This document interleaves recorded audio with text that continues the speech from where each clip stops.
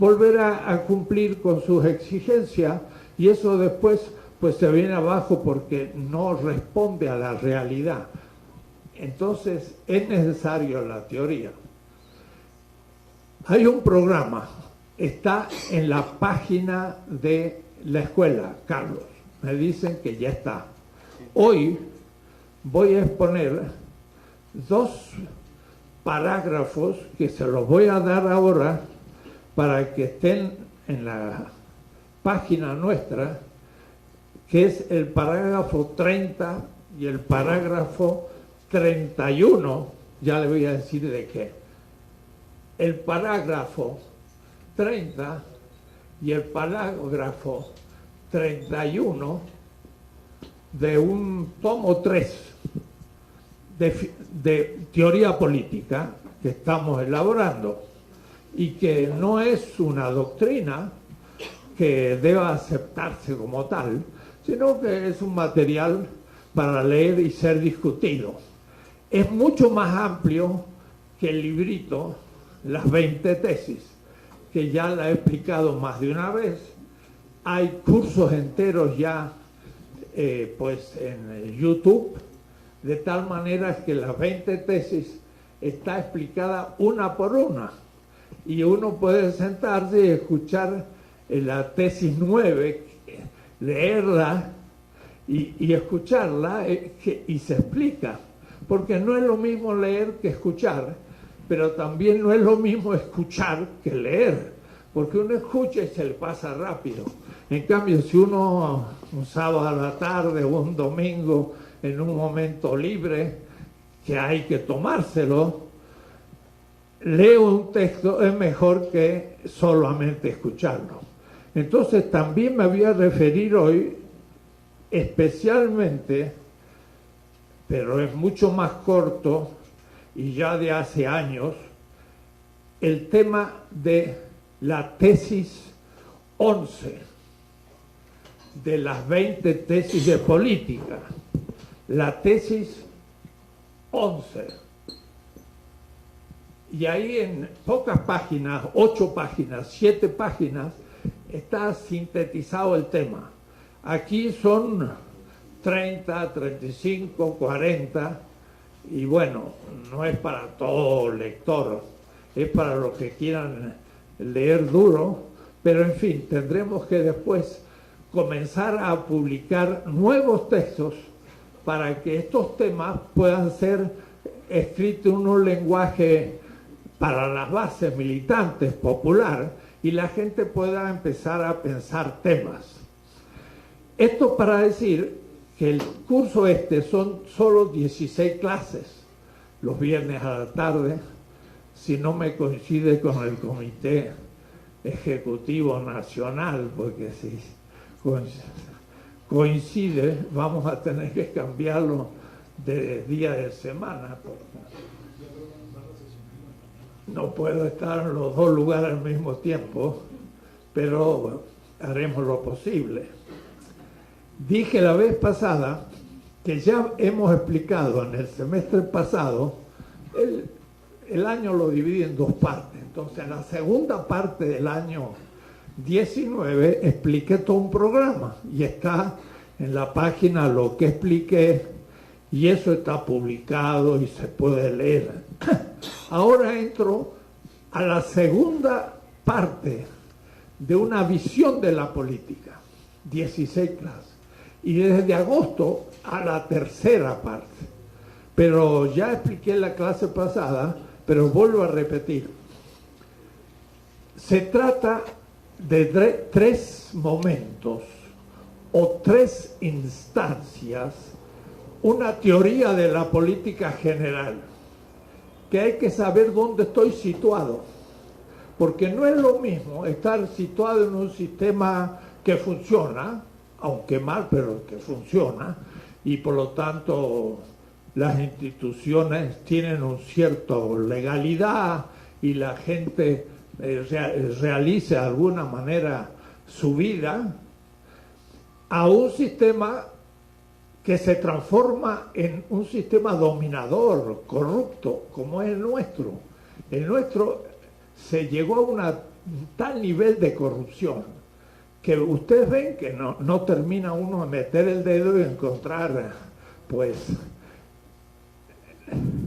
como dice el pueblo, no voy a decirlo, pero encuentra mal olor, porque está todo podrido. Todos los políticos han trabajado para enriquecerse o para ejercer el poder dominador y no como servicio. Ser político es una profesión que es rentable. Y además el ciudadano, que es también un político, porque la política son los ciudadanos y también hemos aceptado todo ese tinglado, toda esa organización corrupta como lo único posible o lo propio de nuestra cultura. Como decían, eso ya es cultura mexicana. Pero ¿qué va a ser? Era una corrupción de los políticos que se ha ido acrecentando. Entonces, el segundo momento de la política es el desarmar ese sistema que le voy a llamar fetichizado. Voy a usar una palabra más técnica. Voy a usar también autores de los cuales no se nombra mucho, pero son los propios de la izquierda, y que no necesariamente por nombrarlos quiere decir que uno es un ortodoxo dogmático. Por ejemplo, yo he trabajado mucho Marx y nos es muy útil para entender lo que es el capital y muchas cosas. Sin embargo, Morena no es un partido marxista, pero debe conocer a Marx. No es un partido por ahora contra el capital. Ustedes ven que se invitan a los empresarios y demás. Bien, pero hay que ver si ese pacto es a corto plazo o a un definitivo plazo. No vaya a ser que en definitiva, después de muchos años, haya que ser más crítico. Entonces no sirve un Marx para aclararnos cuestiones de economía que, de paso, ustedes habrán visto la popularidad del presidente es fuerte, pero el nivel económico se había prometido un 4% y no se ha dado. ¿Qué pasa con la economía? Bolivia tuvo un aumento 6% durante 15 años. Triplicó económicamente al país gracias a un gran economista que se llama Arce, que ahora es candidato del MAS para la elección que viene en Bolivia, que bajo los militares y la derecha va a ser un fraude descomunal y no le van a dar al MAS, que tiene la mayoría, el poder. Así que sabemos que va a haber un fraude. Pero el candidato es el economista Arce, que es el que cambió la estructura de la economía de Bolivia. Bolivia era el país más pobre de América Latina, con Haití.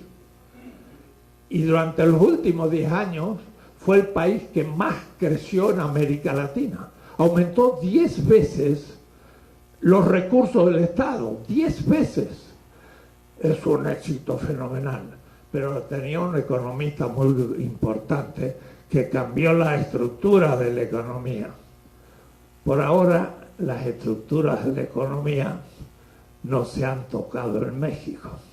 Bueno, no se puede, es difícil, no se puede, pero hay que pensar las cosas, qué es lo que habrá que hacer en otros momentos futuros, donde el crecimiento va a exigir una transformación más fuerte. Entonces, como dije en la clase pasada, hay una primera etapa, un primer sistema que al final se fetichiza. Significa, se cierra sobre sí mismo y en vez de servir al pueblo, empieza a servirse del pueblo. Y explota al pueblo. Claro que ahí hay que entender qué es el poder, qué significa el Estado, la diferencia con el gobierno, el poder administrativo y el poder participativo que no existe. Estoy hablando en un lenguaje que muchos dirán, ¿de qué está hablando? ¿Por qué? Porque fue parte del curso pasado, pero además que tendremos que volver para tener categorías y poder entender la política, que no es solo la simpatía por una persona, es algo más complicado. Entonces, digo, la primera etapa se fetichiza, o es decir, se cierra sobre sí y comienza a dominar a la población en vez de servirla. Y eso le llamo fetichismo, el primer etapa. Luego va a venir una segunda etapa que va a ocupar este segundo semestre, desde ahora hasta junio, julio, las 16 clases. Va a ser la segunda etapa de un sistema político cualquiera. 2. Y es justamente la crítica del primero que se ha cerrado como dominación. Este es el momento de la izquierda. ¿Qué es la izquierda? La izquierda es un movimiento crítico de un sistema de dominación. El sistema se transforma en dominación cuando entra en crisis. Entonces, lo que expliqué antes entra en crisis cuando se fetichiza. Y la palabra crítica tiene que ver con la palabra crisis, porque crisis o krinein en griego es separarse de, mirar algo a distancia. Entonces, un sistema entra en crisis en la medida en que los gobernantes se separan de las masas y comienzan a dominar. Pero al mismo tiempo, el que va a hacer la crítica también se separa del sistema y empieza una negación. El primer momento es la afirmación de un sistema, pero la crítica es la negación.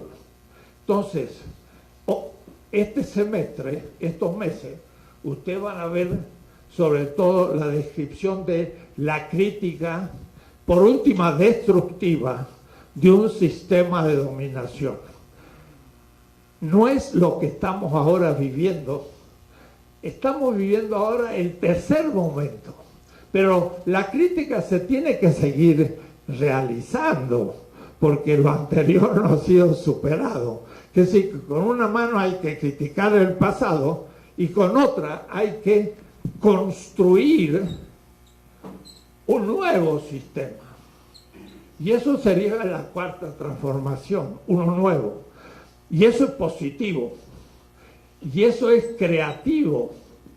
Entonces, alguno dirá, profesor o compañero, usted está muy negativo, porque estoy queriendo detenerme cómo se hace la crítica a un sistema de dominación.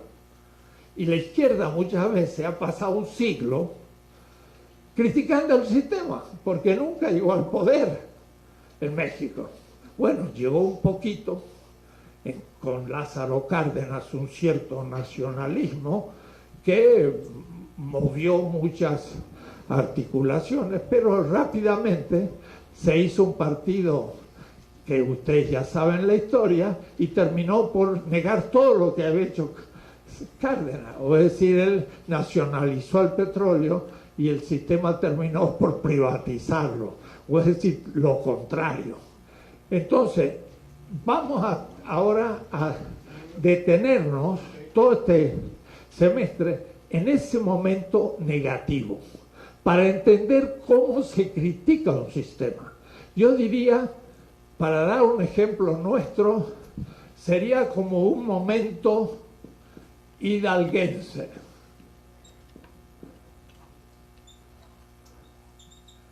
Hidalguense, es decir, pensando en Hidalgo. ¿Qué hizo Hidalgo? Hidalgo no construyó un sistema político, no tuvo ni tiempo. Se levantó contra un sistema que era Nueva España. No era México, era Nueva España. Y entonces éramos una colonia. Se extraía oro y sobre todo plata, pero se lo llevaban los españoles a Europa. Cuidado, no quedaban en España, seguían a Holanda y terminaban en China. La plata americana terminaba en China, porque los chinos producían la seda, todos los mercancías del mercado, eran los chinos en el siglo XVI, XVII, XVIII. Europa estaba subdesarrollada. La revolución industrial vendrá después. Entonces, Hidalgo se levanta contra el sistema. Ese es el momento 2. Y eso vamos a detenernos 16 clases, esta ya es la segunda, sobre la negación del sistema. No es eso toda la política, es el segundo momento. El tercero es más difícil y es más grave y es en donde estamos. Es la creación de un nuevo sistema. Y eso sí es más difícil que simplemente negar el anterior. Claro, Hidalgo da la vida, sí, pero tenía muy claro que luchaba contra los españoles. Pero después Santa Anna, que tenía que organizar un nuevo sistema, pues no supo cómo hacerlo y terminó el emperador venido de afuera. Era más complicado construir un nuevo sistema que destruir el antiguo. Entonces, hoy estamos en el tercer momento. Este tercer momento, 1, 2, 3, va a ser objeto del próximo semestre, de agosto a diciembre de este año.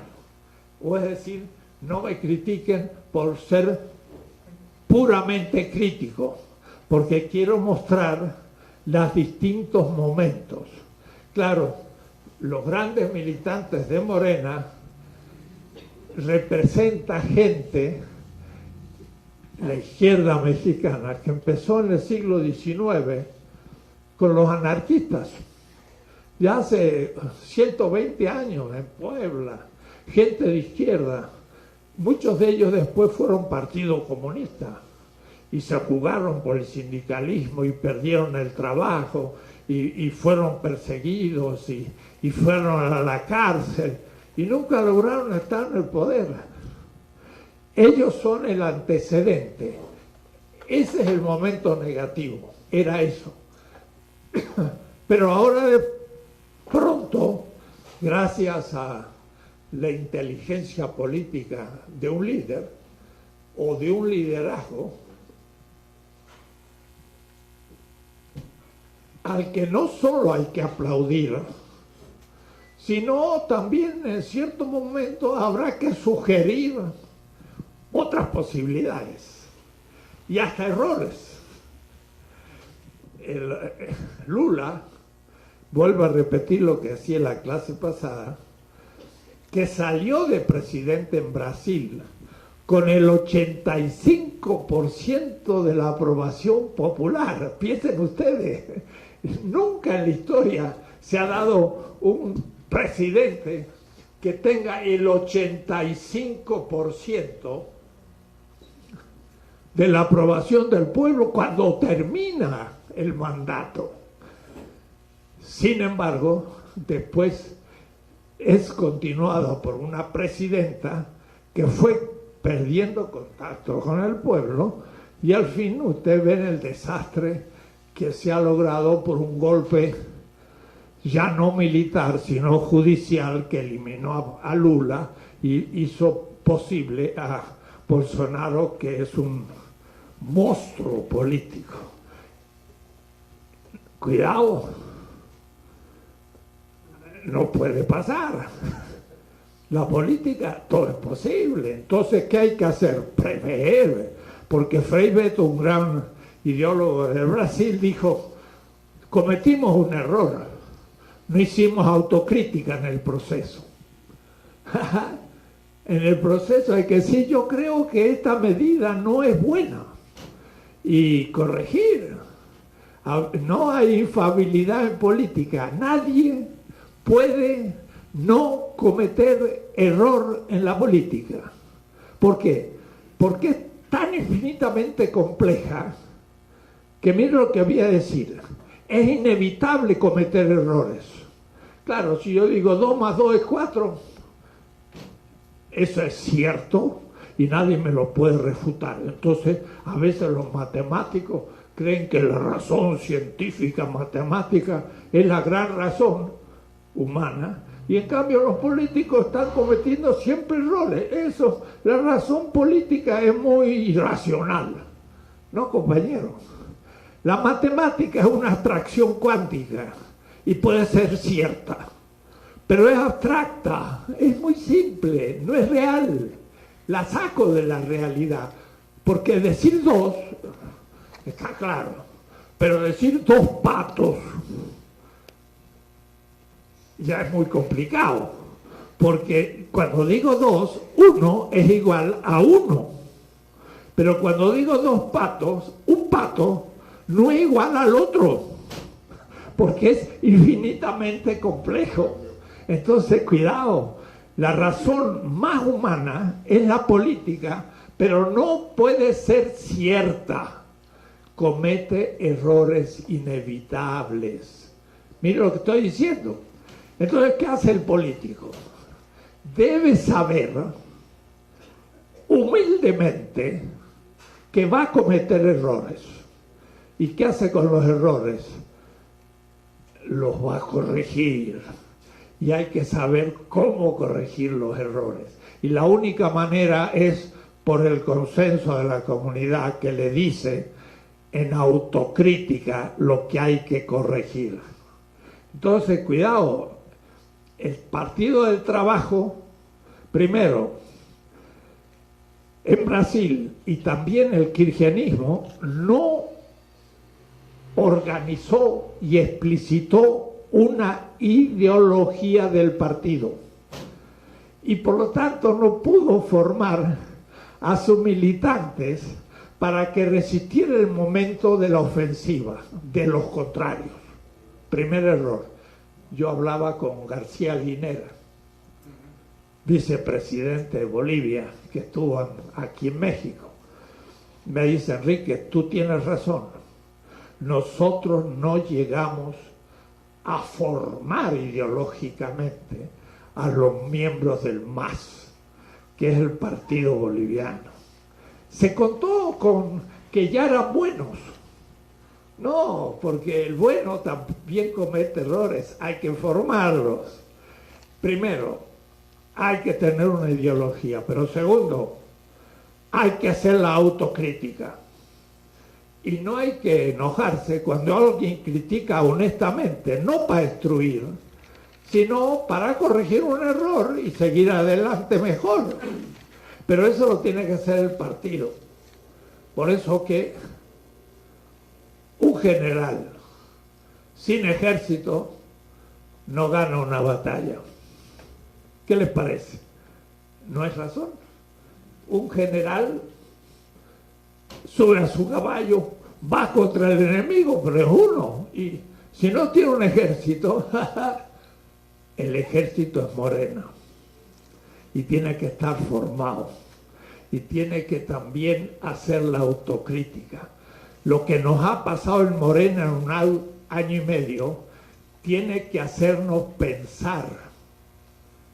Hemos tenido una traición interna en el partido. Tenemos que pensar qué hubo para corregirla en el futuro y no repetirlo. Y es bastante simple lo que pasó. Algún dirigente se olvidó del servicio del pueblo y entendió el poder como aquello que yo ejerzo y soy la sede del poder. Y entonces, como soy la sede del poder, mando. Como dicen por Chiapa, el que manda, manda mandando. Pero se olvidó que el que manda, manda obedeciendo al pueblo.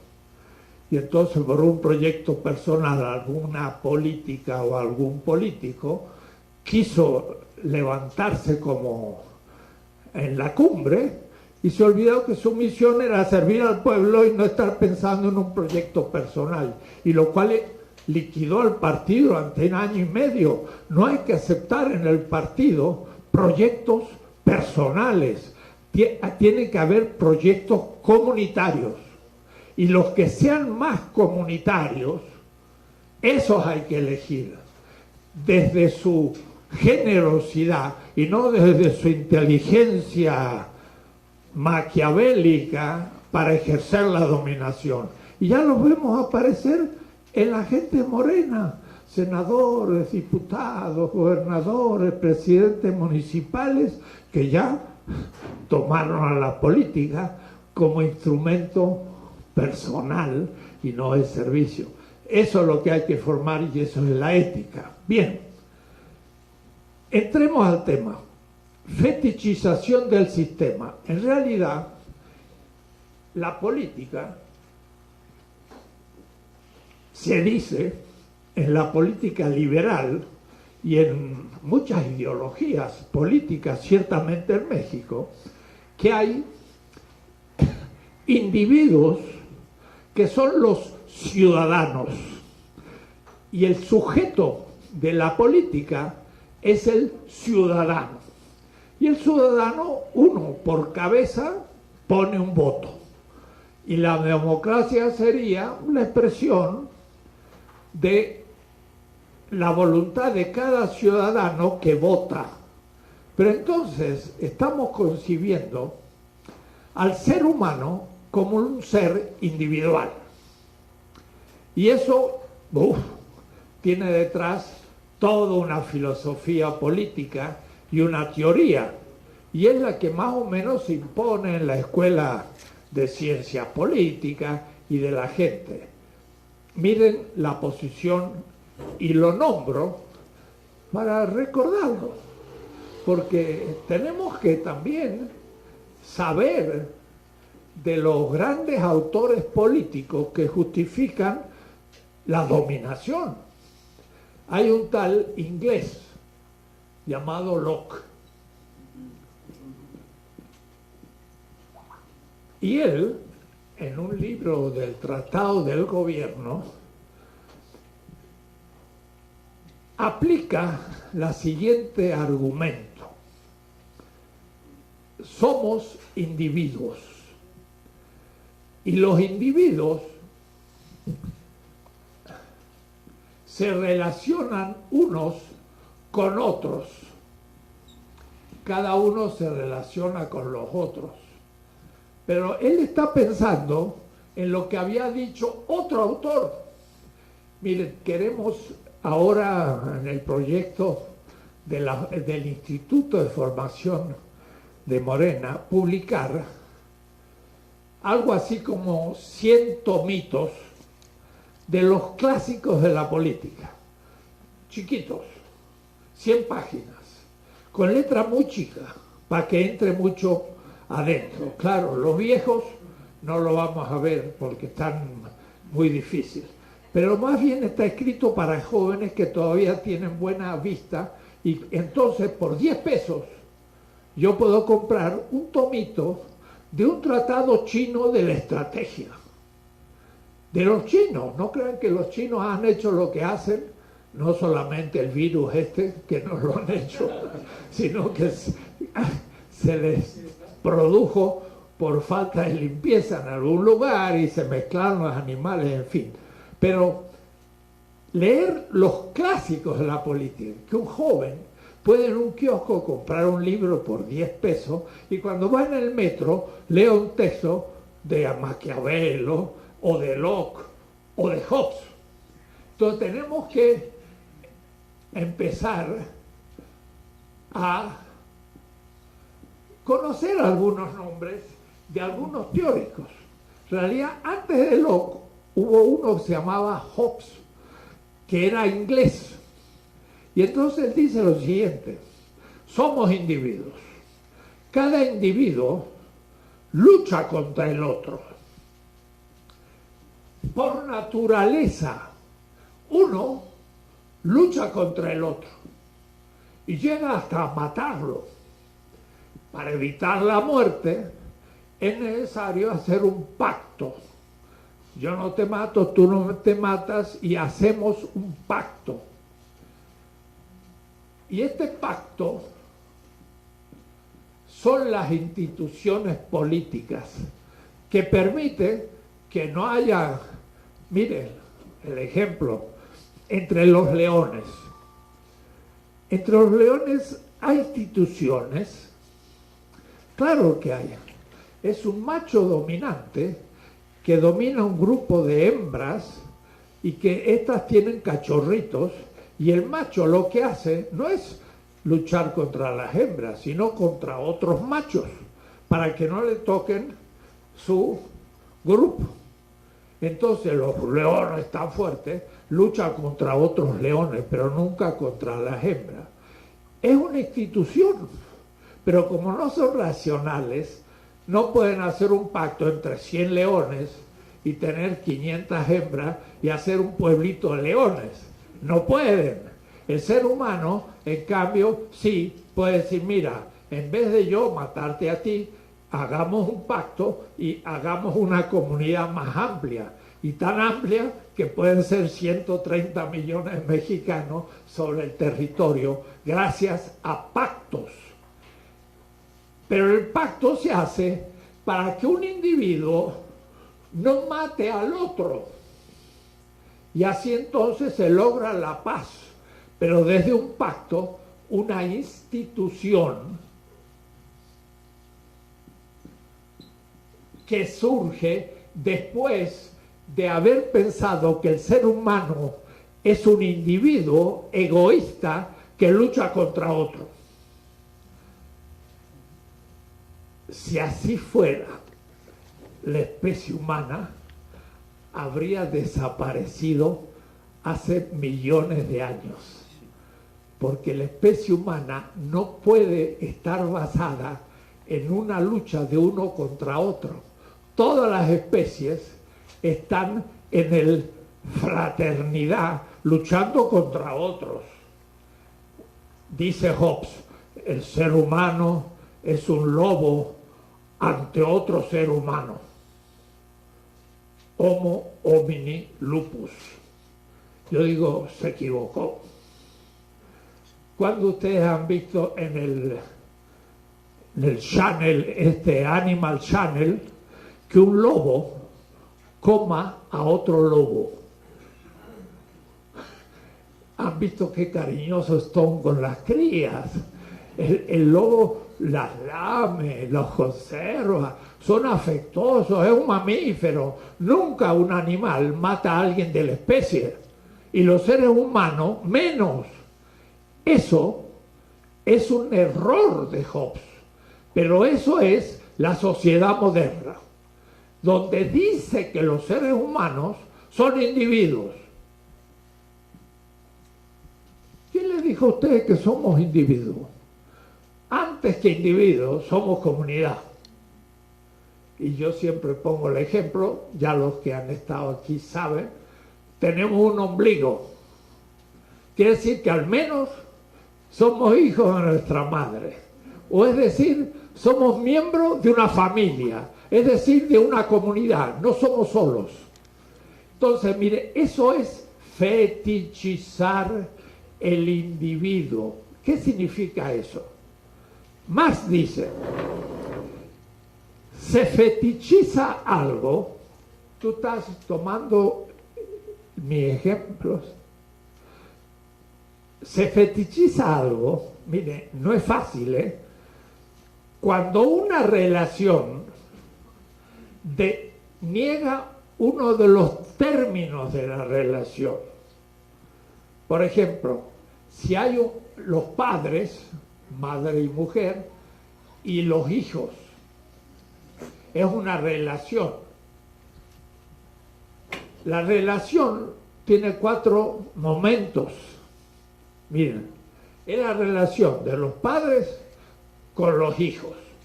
Eso es la relación. Pero tiene 2 términos. Un término más activo y uno más pasivo, que es el otro. Y además tiene una dirección de los padres a los hijos. ¿Cómo se llama esa relación? De paternidad o también de maternidad. Pero si yo invierto la dirección y pongo del hijo con los padres, el hijo o la hija con los padres, es una relación inversa, es una relación de filialidad. Hay que entender que es una relación, porque está debajo de toda la política. Las políticas son puras relaciones, y pueden ser de dominación o de servicio, cuidado, pero son relaciones. Entonces, si yo rompo esa relación y tomo solo un término, absolutizo un término. Y al absolutizarlo, lo fetichizo. O es decir, lo hago absoluto. Entonces, hay dos individuos y estos forman una comunidad. No hay individuos originalmente, hay comunidades formadas por individuos, pero somos individuos de la comunidad siempre. Sin comunidad no hay individuos, pero el individualismo rompe la comunidad y fetichiza al individuo. Además, dice, el individuo en un estado natural no tiene ninguna institución. Tendría yo que explicar qué es una institución. El Estado es una institución, el Poder Judicial es una institución, el matrimonio es una institución, etc. Entonces, dice Hobbes, somos individuos, cada uno absolutos, sin relaciones. Ya lo fetichizó, porque olvidó la relación. Y dice que la institución o el pacto es posterior a la confrontación egoísta de un individuo con otro para solucionar que no se maten. Entonces, van a ver ustedes la importancia de esto, porque la institución estaría fundada en la posibilidad de la muerte. Pero ¿por qué es malo que se maten? Porque la vida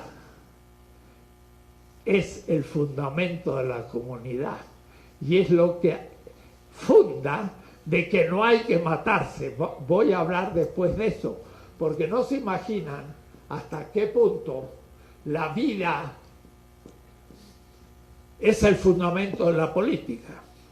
Entonces, la teoría liberal que está y el neoliberalismo es eso, dice, somos individuos y para no matarnos hacemos un pacto y creamos las instituciones. Pero las instituciones son algo que creamos después. Es al revés. Somos parte de una comunidad que siempre ya tiene instituciones. Está difícil, ¿eh? No crean que es tan fácil. El que los leones organicen la vida desde el macho dominante, porque hay un macho que mata a los otros y se queda con las hembras, y entonces esa es una institución, pero es una institución que gobierna el grupo, el macho más fuerte.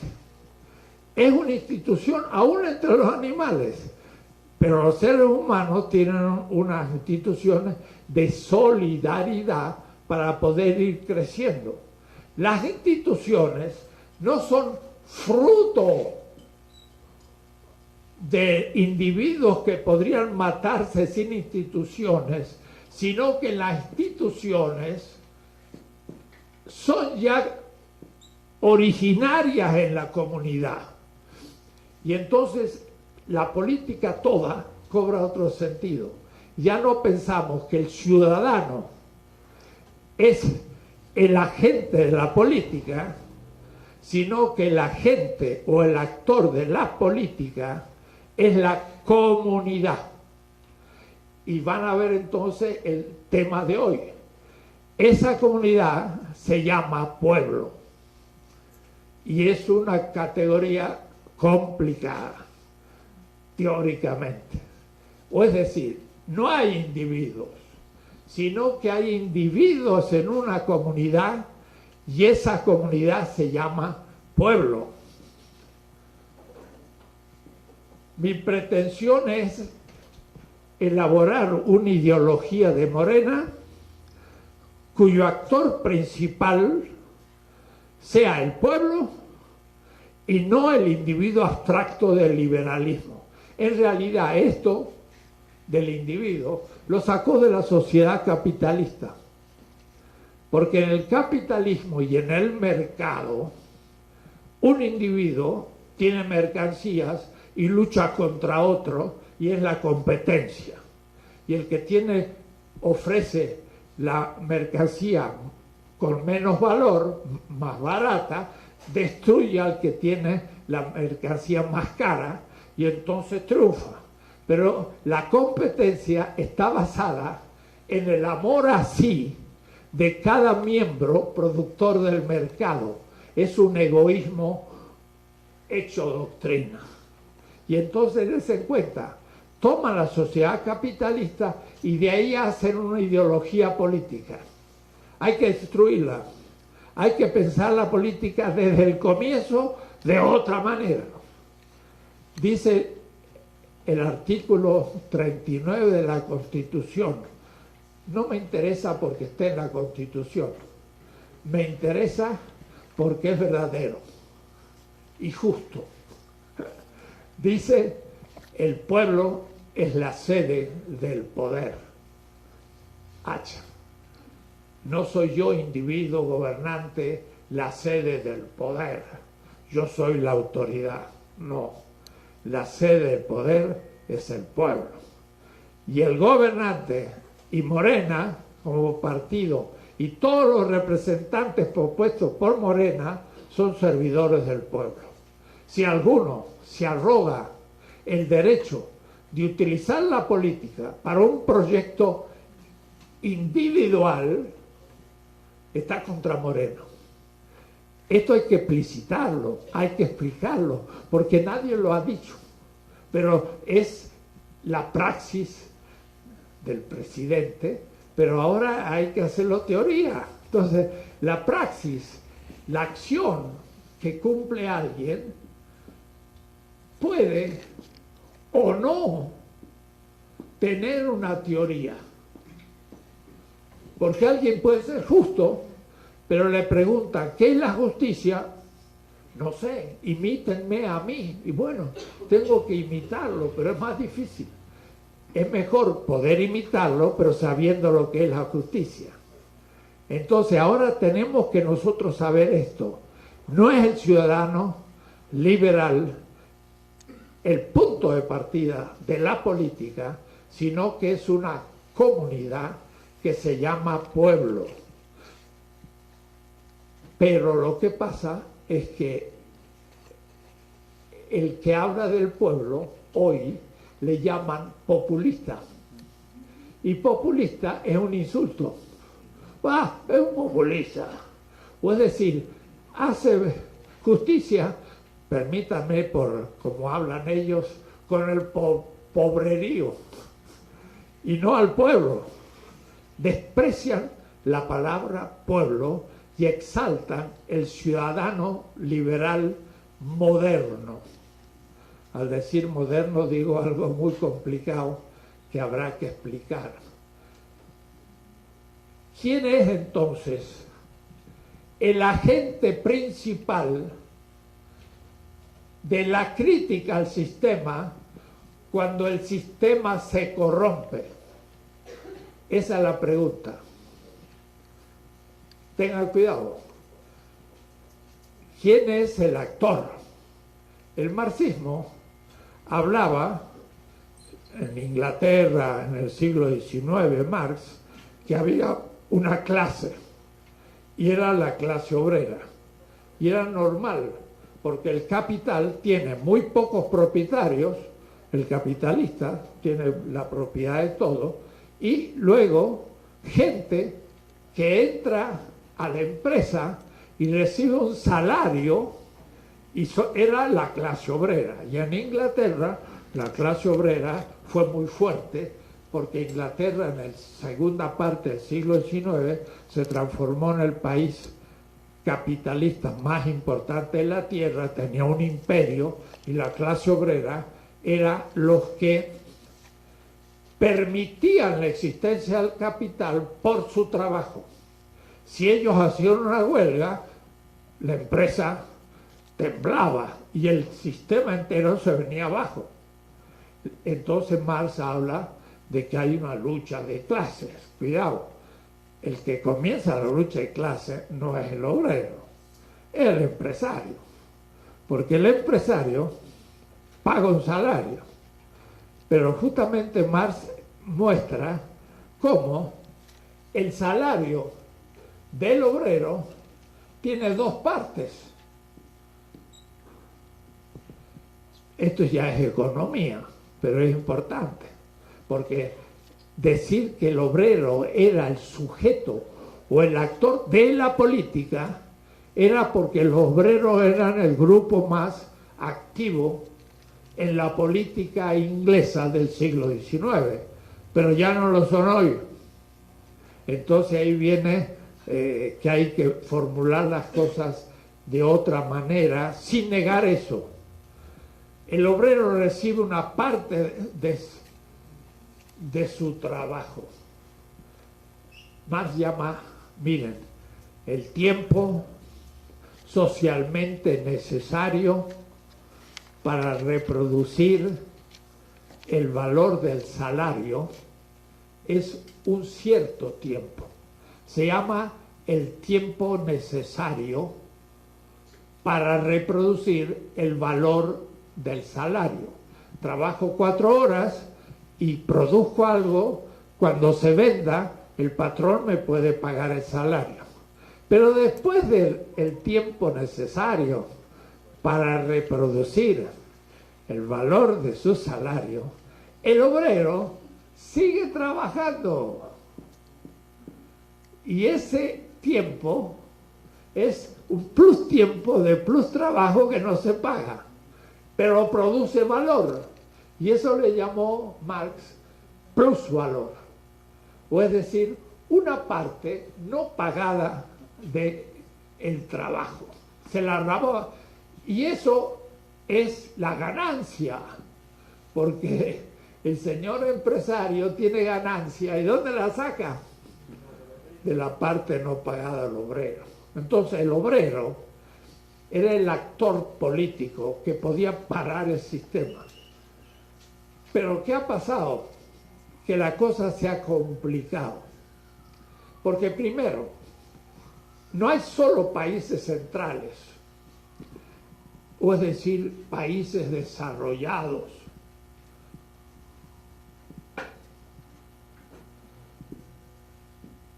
Países del centro, diríamos. Era Inglaterra, después Francia, Dinamarca y por último también Estados Unidos, y fueron los grandes países capitalistas industriales. Pero desde el siglo XVI, y México el primero, desde el descubrimiento del Caribe y la llegada a México, surgió un mundo colonial de esas potencias europeas. Y entonces era México parte de América Latina, colonia de España, y después, hoy todavía, colonia de Estados Unidos. Y Hidalgo nos emancipó de España a medias, porque después caímos en manos de Inglaterra y de Estados Unidos, y vemos cómo nos hace temblar. O ustedes me protegen la frontera, o yo les aumento los derechos aduanales o lo que sea, y nosotros decimos, no, espera, vamos a ver cómo arreglamos la cosa. Porque claro, Estados Unidos es parte del centro y el país más poderoso. Entonces de pronto el obrero en los países periféricos empieza a ya no ser la única sector popular que puede llevar la lucha política, como lo era en la Inglaterra del siglo XIX. Entonces, si Marx dijo proletarios, obreros del mundo unidos para luchar contra el capital, hoy habría que decir pueblos coloniales luchen contra los pueblos del centro que los explotan. Y en ese caso ya no es solo la clase obrera, sino que hay muchas clases y muchos sectores. Pero bueno, esto es el comienzo. Después cayó África en manos del colonialismo y después cayó la India y el sudeste asiático y los países árabes y hasta la China no fue colonia, pero era explotada. Eso le llamamos el sur global. Ya esto el norte global, los países desarrollados, que explotan a los antiguos países coloniales como México. Voy a dejar el tema porque podría quedarme todo el semestre hablando del asunto. Lo dejo ahí nomás. Pero para lo siguiente, no hay solo un sujeto histórico del cambio, o mejor, de la crítica. Marx pensó que era la clase obrera. Y lo sigue siendo. Pero vean ustedes el panorama de México. Los obreros, por ejemplo, de una maquiladora o del Volkswagen de Puebla, ¿los ven ustedes al frente de movimientos políticos? ¿No? ¿Qué ha pasado? ¿Dónde está la lucha de clases sustantivamente llevada adelante por la clase obrera? Estamos en otra situación, porque el obrero de Volkswagen es un obrero que tiene un salario aceptable, pero además tiene seguridad social y tiene antigüedad y puede tener una jubilación. ¿Y eso quién lo tiene? Muy poca gente. Y de pronto los que ya no pueden trabajar son los marginales, y esos viven pues en la ilegalidad. ¿Y no son acaso también parte del pueblo? ¿Y no son también actores políticos? Entonces, esa es la temática actual. ¿Quién es, cuidado, el actor, el sujeto? Ahí tengo el tema que no se ve allá. El sujeto histórico de la crítica y después del cambio histórico. Ya no es solo la clase obrera, ni la clase campesina. Ahora son muchos otros sectores sociales. ¿Y cómo le vamos a llamar? Ese es el tema.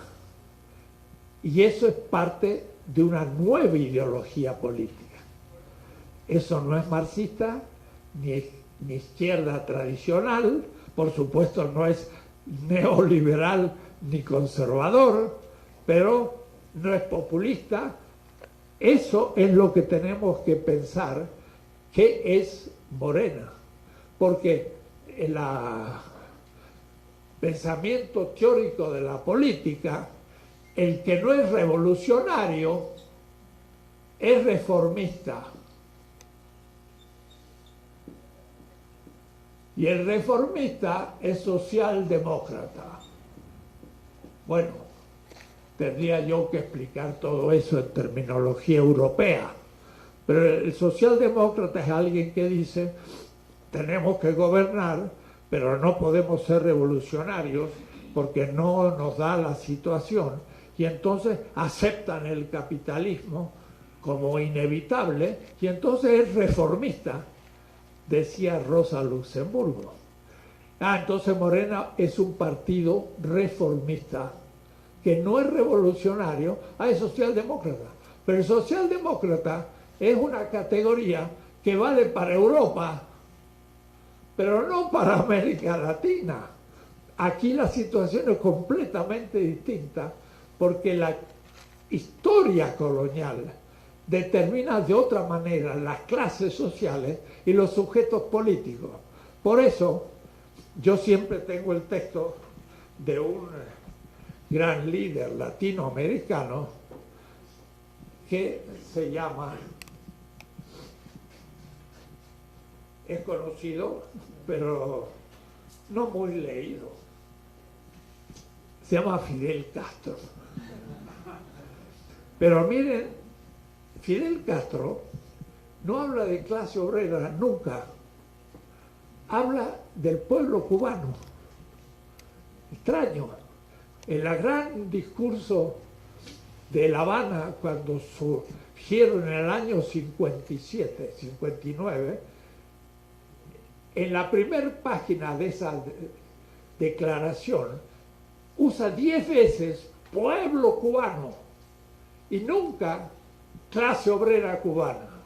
Primero porque había poca, porque no había industria. Entonces era una industria muy secundaria, hoteles, cosas así, y no había una clase obrera. Y ellos, los revolucionarios, no habían podido apoyarse en la clase obrera, sino más bien en la campesina y en los marginales. Y miren lo que dice Castro. Entendemos por pueblo, y yo me interesa esto porque no, es una disputa teórica. Lo práctico hay que hacerlo teoría. Morena tiene que tener claridad sobre qué es pueblo, y le aseguro que si nos ponemos a discutir tenemos 10 posiciones distintas, y los intelectuales de izquierda mucho más. Puede decir que algunos van a decir no, que pueblo es una palabra ambigua. Pueblo son todos los mexicanos, hasta Slim es pueblo mexicano. No, vamos a tratar las cosas con más cuidado. Vamos a definir en Morena, discutiendo qué es pueblo. Y entonces sí, podemos decir, la sede del poder es el pueblo, pero habiendo entendido lo que significa pueblo. Miren lo que dice Castro. Entendemos por pueblo cuando hablamos de lucha, no cuando hablamos de un tema teórico, así, cuando la cosa es la lucha contra la dominación, contra la pobreza, contra la corrupción. O es decir, es una categoría política y no económica. Cuidado, porque decir lucha de clases, la clase es económica, porque hay un empresario y un asalariado, y el asalariado es clase económica, pero no es un actor político. El marxismo tradicional leninista del Partido Comunista muchas veces tomó la economía y desde ahí hizo la política, pero se olvidó de que la política tiene categorías que no son económicas sino políticas. Y entonces pueblo, sostengo, habría que discutirlo, eso hay que dedicar un número de la revista de Morena a decir qué es pueblo, y que algunos agarren lo que yo digo y me lo critiquen y me lo pulvericen, y yo me defiendo y entramos a un debate. Eso es lo que tiene que haber en Morena, una discusión ideológica. Necesitamos una revista teórica de discusión. No ha habido ningún partido que la haya tenido fuera del Partido Comunista o ciertos grupos de izquierda. Entendemos por pueblo cuando hablamos de lucha. la gran masa irredenta. La gran masa. De paso, usa una palabra religiosa. Irredenta significa no redimida. Y hay un redentor. Digo esto para que vayamos entendiendo la cultura popular, donde la religión es parte de la cultura popular, que en general en la política quedó fuera, y por eso después entra por la ventana y no sabe cómo funciona o la religión o el feminismo o otras cosas. Hay que conocer muy bien el asunto para introducirlo en un proceso político y no oponerse a priori, porque no puede ser. Dice, la gran masa irredenta, quiere decir que los ricos ya no son parte de este pueblo, porque no es irredenta, sino que se las traen y son felices, no necesitan redentores. Ya no es, la categoría pueblo es analógica y no equívoca, decimos la lógica. Yo puedo tomar pueblo por la totalidad de los habitantes que habitan un territorio bajo un estado. Y entonces están los ricos y los pobres y todos ahí metidos, mexicanos, el pueblo mexicano. Ese es un sentido ambiguo que Castro no está refiriéndose a él. Está refiriéndose a otro concepto de pueblo que tiene mucha diferencia, tiene algo de común. Es una comunidad de seres humanos que vive sobre un territorio, pero no va a ser la totalidad de los habitantes, sino un tipo de habitantes en ese territorio. Y entonces Castro lo empieza a nombrar. Es la gran masa irredenta, la que ansía grandes y sabias transformaciones. De paso me usa la palabra. La cuarta transformación es una de las grandes transformaciones. No soy simplemente evolución, cambio. No, la palabra en alemán Veränderung puede ser una transformación revolucionaria o una transformación que hoy no es revolucionaria en el corto plazo, que va a profundizarse en el mediano plazo y que se va a cumplir plenamente en el largo plazo en 50 años. Esto no ha terminado en un sexenio, sino tendrá que haber 10 sexenios para transformar México. Si no lo logramos, bueno, habremos fracasado y seguiremos siendo la colonia que somos.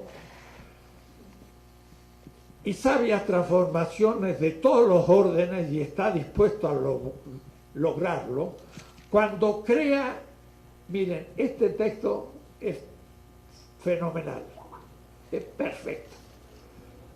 Cuando ese pueblo crea en algo y en alguien, y sobre todo cuando crea suficientemente en sí mismo. Tres cosas. Cuando un pueblo crea en algo, y eso es la ideología del partido. Nos dijo una dirigente que ha quedado desplazada de la presidencia de Morena, que ¿por qué no un candidato priista para un estado como Puebla, si está de acuerdo con nuestra ideología? Si alguien conoce Puebla y a quién se está refiriendo la señora, es lo más lejano a la ideología de Morena. Pero yo le preguntaría a ella ¿cuál es la ideología de Morena?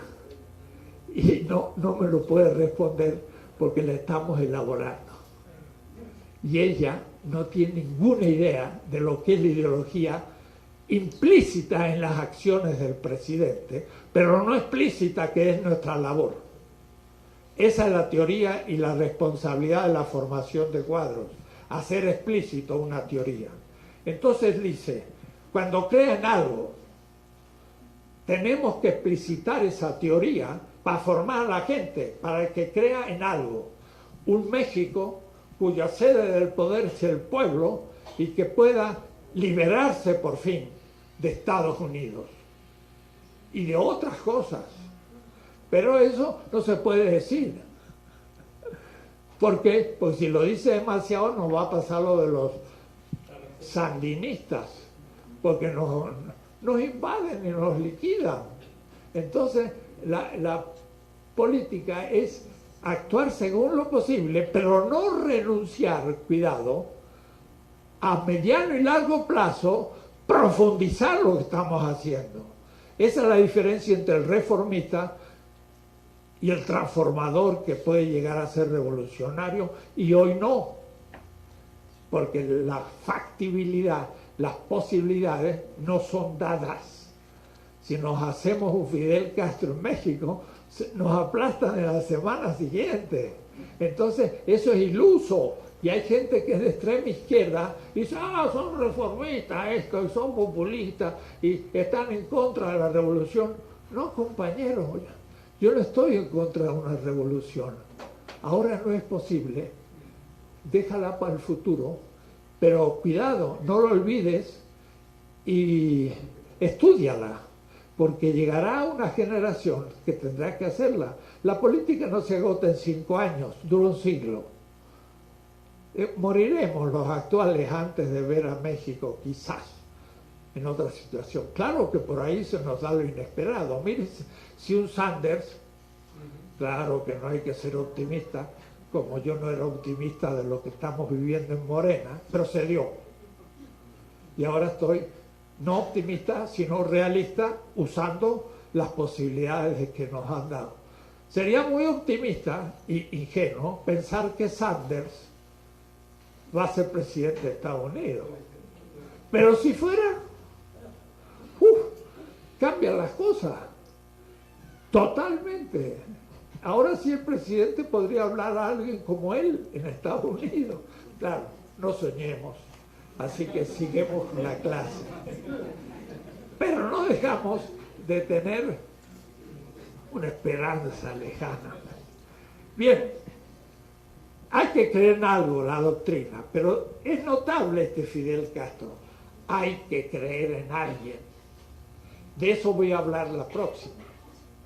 Una persona que encarna el proyecto de un pueblo es necesaria. El pueblo lo inviste de su poder. Y él sabe que es el pueblo el que lo inviste, no por él. Es el caso de los grandes líderes. Y son necesarios en política. Más, habría que tener en México cientos de líderes por todos lados. En todos los estados, líderes que digan, ese sí que es un tipo decente, que no roba, yo lo voy a votar. Eso necesitamos. Necesitamos creer en personas que encarnan la ideología. No son burócratas que cumplen por un sueldo y uno lo siente rápido, el olor a corrupto, por la manera de actuar. Uno dice, este no me interesa. Y cuando uno está en el llano, pues nadie le da la mano. Y que de pronto cuando sube un poquito, todo el mundo le da la mano. Entonces uno más bien dice, no, trabaje, no me des la mano. Adelante, ¿no? Porque la gente enseguida adula y se cuelga. Y eso, en vez de hacer que alguien sea humilde y servidor, lo idolatra y luego lo transforma en un déspota. No. Crea en alguien y podemos tener a alguien en quien creer por ahora. Sí, señores. Pero sobre todo, cuando el pueblo crea suficientemente en sí mismo. El pueblo mexicano ha recibido tantos golpes que no cree en sí mismo. El pueblo indígena recibió tantos golpes en la conquista que quiso continuar con sus tradiciones, pero no creyendo ya posible tener una vida humana justa. Se resignó a resistir. Y lo mismo nos pasa al pueblo. ¿Qué voy a hacer yo? Soy uno. Todo está mal, sobrevivo. Entonces no creo que soy pueblo. Porque si creyera que soy pueblo y ser la sede del poder, no admitiría que hagan lo que han hecho. Pero lo hemos aceptado. 3 cosas. Hay que creer en algo, la ideología. Hay que creer en alguien que encarna la ideología, pero hay que creer sobre todo no en el individuo competitivo que destruye al otro competidor, sino en la comunidad. Nosotros llamamos pueblo, dice Castro, si de lucha se trata, vuelve a repetir, porque al fin es una lucha. A los 600.000 cubanos que habitan los bohíos miserables, las casitas más pobres de Cuba, 600.000. Y no los denomina por su función social, sino que están ahí arrinconados e ignorados. A los 400.000 obreros industriales y braceros, ahí está la clase obrera, también es pueblo, la clase obrera, cuyos salarios pasan de la mano del patrón a los de los garroteros, a los intermediarios, a los 100.000 agricultores pequeños que tienen pequeñas parcelas, propiedad privada, pero pequeñas parcelas, que viven y mueren trabajando una tierra que no es suya, contemplando siempre tristemente, y vuelve de nuevo una referencia religiosa. Interesante. La religión popular hay que meterla en la política y hay que arrodillarse ante lo que el pueblo se arrodilla. Nuestra tradición política es muy secularista. Una cosa es el Estado secular, otra cosa es la cultura del pueblo. Y entonces Castro dice que miraban tristemente como Moisés a la tierra prometida.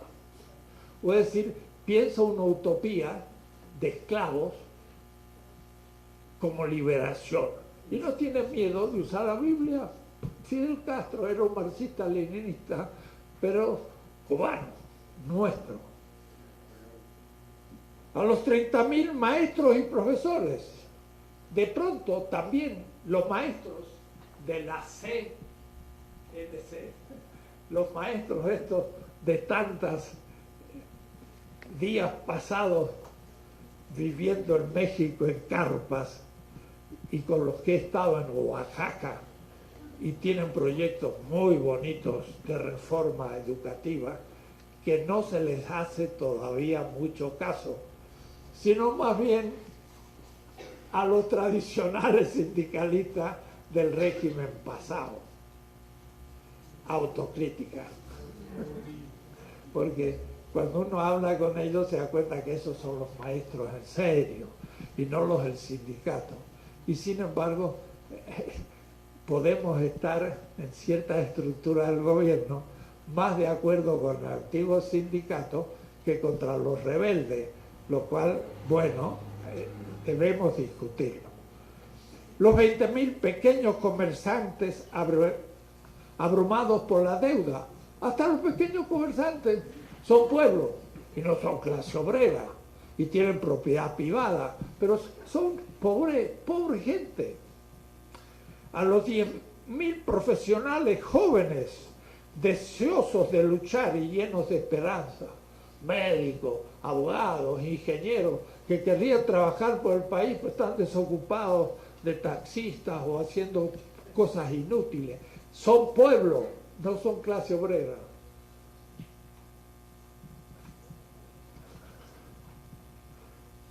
Ese es el pueblo, el que sufre todas las desdichas y es por tanto capaz de pelear con todo el coraje.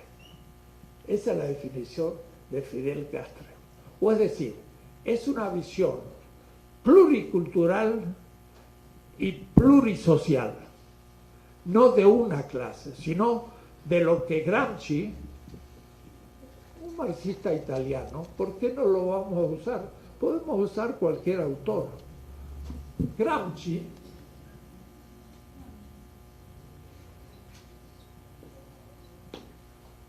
decía, y para mí la mejor definición de pueblo, el bloque social de los oprimidos.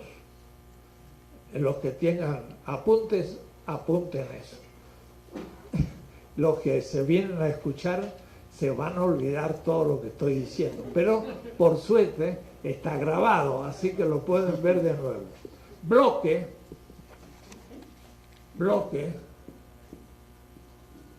social de los oprimidos. Entonces, de todos los habitantes que están en un territorio bajo un Estado, solo son pueblo en sentido estricto estos, no estos. Y aquí se produce una ruptura. Hay mexicanos que están contra el pueblo y son el antipueblo y son los que explotan a los pobres, porque dice Gramsci, bloque social de los oprimidos, de los sufrientes, de los de abajo, como decía el literato, de abajo. Entonces, son todos los sectores, no solo los obreros, los campesinos y los que va enunciando Castro, lo que significa el pueblo. Ese pueblo no es populista.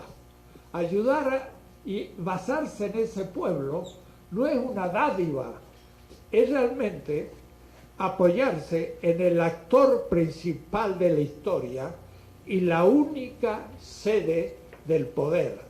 Cuidado, no quiere decir que el pueblo ejerza el poder, porque los antipueblos le quitan justamente la posibilidad del ejercicio del poder y entonces se la apropian y después eligen los candidatos para ser gobernantes, la élite.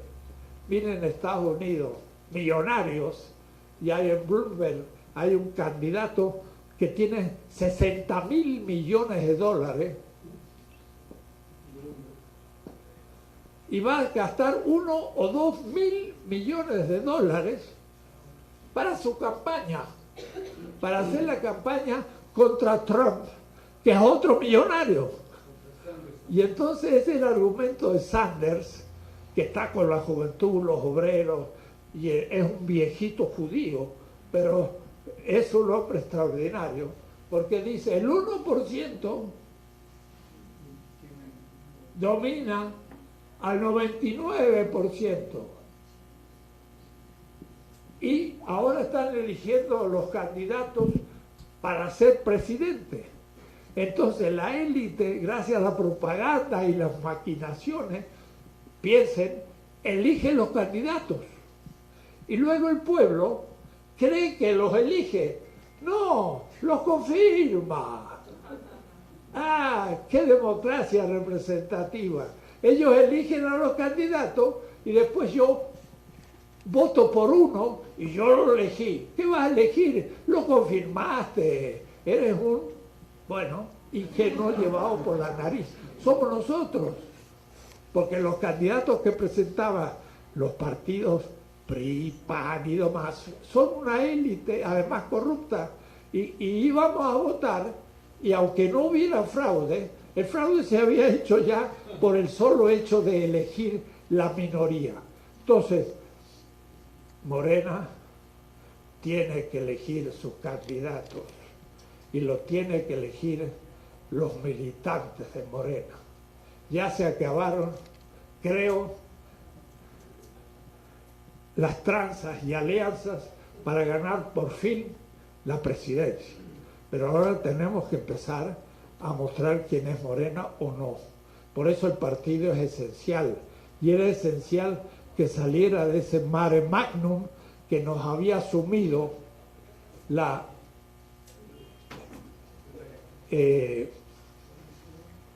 pretendida dirigente Morena, que iba a seguir con las elecciones de alianzas fáciles. Bien, eso es pueblo. Pueblo es, en realidad, el que debe fijar los proyectos y el proyecto de nación que sea hegemónico. Y quiero explicar la palabra hegemonía. En la política, en realidad, y lo dice Ernesto Laclau,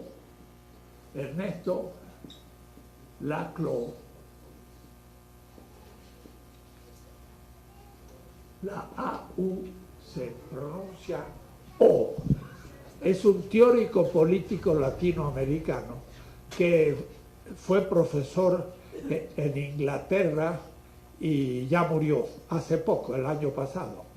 Y hizo él habla de la razón populista, pero yo hablo de la razón popular.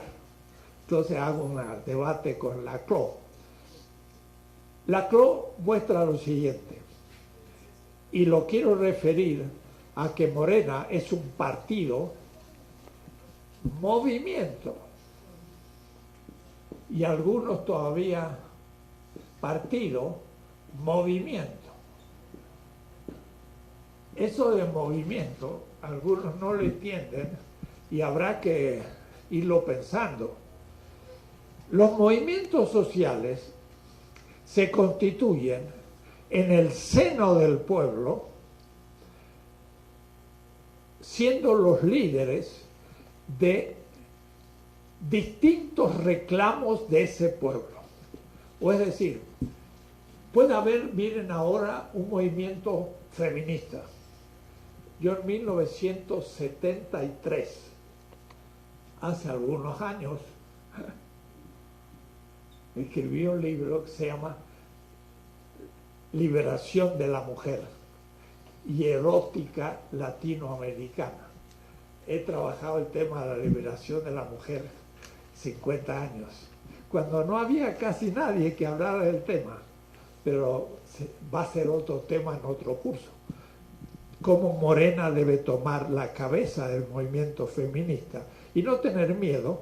Claro que ese movimiento puede ser cooptado por la derecha, pero cuidado, no atribuir ahora al feminismo la derechización, sino decir, señores de derecha, ustedes son bien machistas en cuestiones como el aborto, la pluralidad de ejercicio sexual con los gays, lesbianas, trans, etc. Y ahora salen ser más feministas que la feminista y volcar el feminismo contra el machismo del gobierno actual.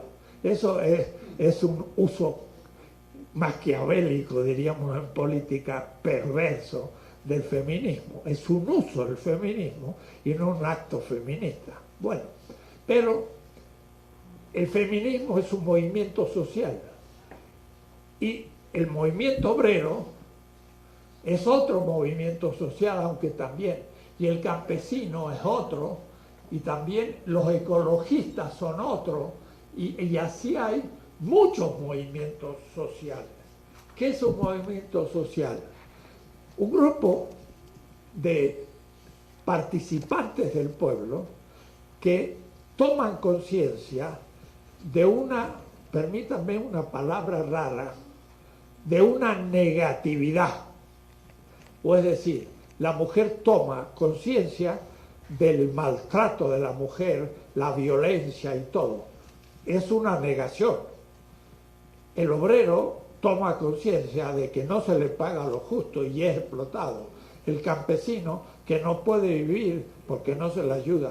El ecologista está pensando que vamos a morir todos porque estamos elevando la temperatura, etc. Cada uno tiene un objeto, un proyecto positivo, pero desde una situación de sufrimiento negativo. La mujer sufre, lucha por la liberación de la mujer. El obrero sufre en su cuerpo y lucha por la liberación del capitalismo. La persona que es consciente que estamos matando la vida sufre porque piensa que las generaciones futuras van a desaparecer y es un suicidio colectivo. Es decir, que descubren una negatividad, el machismo, y se proponen como objetivo un proyecto de liberación. Cada uno distinto. La mujer, liberación de la mujer. El obrero, liberación del obrero. El campesino, el ecologista, así. La tercera edad, la revolución blanca. Empiezan a pensar que se mueren de viejos porque no hay ya posibilidad de una vida honesta para el viejo, etc. El tema es que cada movimiento piensa que el propio es el principal y el único, y los otros son secundarios. Hay que hacer, dice Boaventura de Costa Santos, primero un diálogo, la feminista con el obrero, y discutir. Para eso hay que traducir.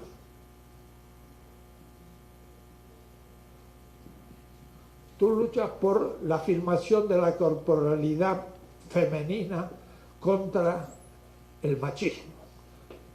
Y sería un curso bonito poder darlo. El machismo es Freud. Aunque no crean, Freud era machista. Y yo le llamo una corporalidad fálica. Para Freud, la sexualidad es por naturaleza masculina y la mujer es objeto sexual. Eso es la definición de machismo. Pobre Freud. Pero al menos descubrió el machismo sin darse cuenta. Pero el que lucha en favor de los obreros no es Freud, es Marx. Entonces son distintos teóricos que me están hablando porque de paso ya se cumplió la hora. Bueno, vamos a hablarle después. Hay que discutir. Entonces la feminista hable con el obrero. Dice, no, el capitalismo es un problema secundario, lo importante es la lucha contra el machismo. Pero entonces empiezan ahora a discutir y traducir uno al otro. Y entonces el obrero dice, yo creo que es los obreros. Y además, mira, las peor pagadas son las mujeres. Ah, entonces la feminista dice, tienes razón. Tenemos que unir las fuerzas del obrero con el feminismo, para que a las mujeres se les pague en todos los órdenes como se les debe pagar. Y al mismo tiempo el obrero, que decía el obrero, el capital es lo máximo, está dominando a su mujer en la casa, ese obrero sindicalista líder, y no piensa que la está dominando. Empieza el diálogo.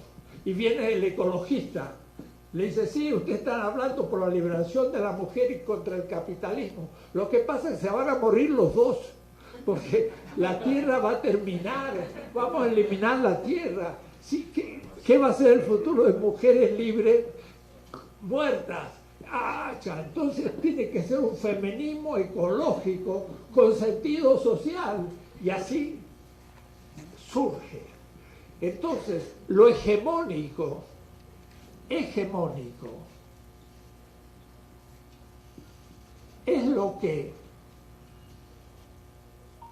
asume el proyecto de cada movimiento social y lo articula en un plan nacional. Porque cada uno lucha por la parte, pero no lucha por el todo. Entonces hay que unificar todo, y eso es un partido político. Un partido político puede tener su base de movimientos y estarlos alentando, y sobre todo siendo informados por ellos y apoyados en las nuevas leyes y en todo. Entonces, un partido, movimiento, es una novedad. Tenemos que hacer una teoría de eso, y no hay todavía. Se habla del partido Movimiento Morena. El PRI absorbía a los sindicatos, pero como parte del Estado, a los charros. Y estos charros, que eran los dirigentes de un movimiento obrero, se corrompían contra sus propios afiliados, no defendían a los obreros, sino el dinero que tenían los jefes sindicalistas. Miren, Petróleos Mexicanos y todo. Eso era la corrupción de los movimientos sociales. Ahora hay que abrirlo. Entonces, termino porque hay una reunión del comité y voy a llegar tarde, pero bueno. La hegemonía es articular los distintos proyectos de los movimientos sociales, que son muy diversos, en un gran proyecto nacional. Y eso no lo puede hacer ningún movimiento. Pero eso no supone absorber los movimientos en el partido o en el Estado. En eso el presidente es muy cuidadoso. Yo no quiero meterme en la vida de los sindicatos. Eso lo tiene que hacer autónomamente cada uno. Pero tenemos que trabajar de acuerdo y estar apoyados por ustedes, y al mismo tiempo apoyar lo que ustedes están proponiendo. Es un diálogo entre movimientos sociales y gobierno. De paso, el Estado no es el gobierno, ni el poder administrativo, ni el poder participativo. Lo voy a explicar en otros casos para ver la autonomía del Estado, el gobierno, la burocracia y las instituciones de participación que no existen en el Estado actual, y tenemos que crearlo.